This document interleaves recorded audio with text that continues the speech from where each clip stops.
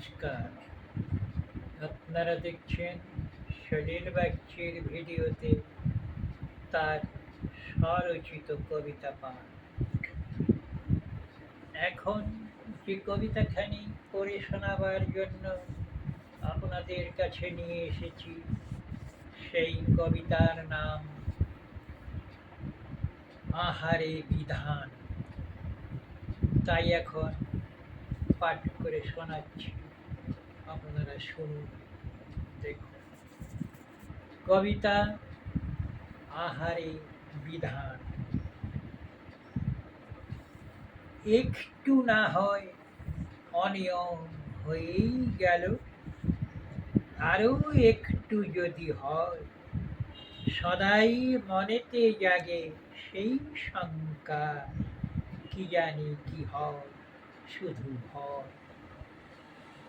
তাই খেতে নেই ডিম সাথে কলা, কখনো মাছেতে নয় রসুন, ভরা পেটে ঘি যদি ভুলে খাও, হয়তো বিপদ আসবে তখন।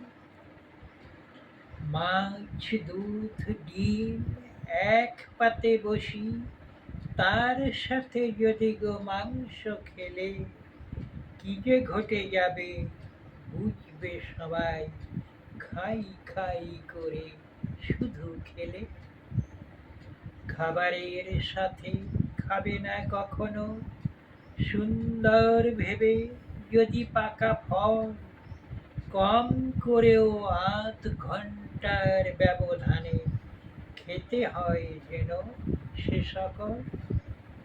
খাবারের পরে কখনো স্নান সুস্থ রহিতে তা আগে করে নেবে, নয়তো বিপদ কিছু যদি আসে, শক্তির দম্ভে ঠিক নাহি হবে।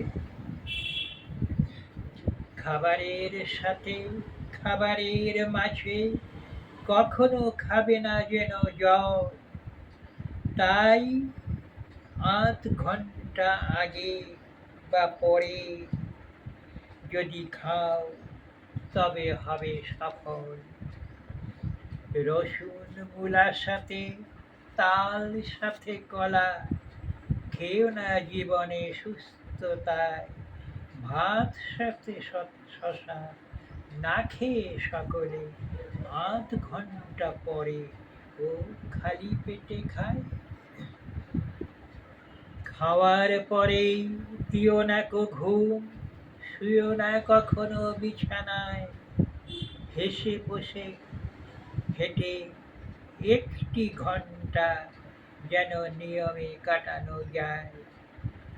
আরও কত আছে বিধি ও বিধান, ভালোর লাগি মানব জীবনে, মনে রেখো সবে বাঁচতে হবে, যদি না চাও দুঃখ মরণে।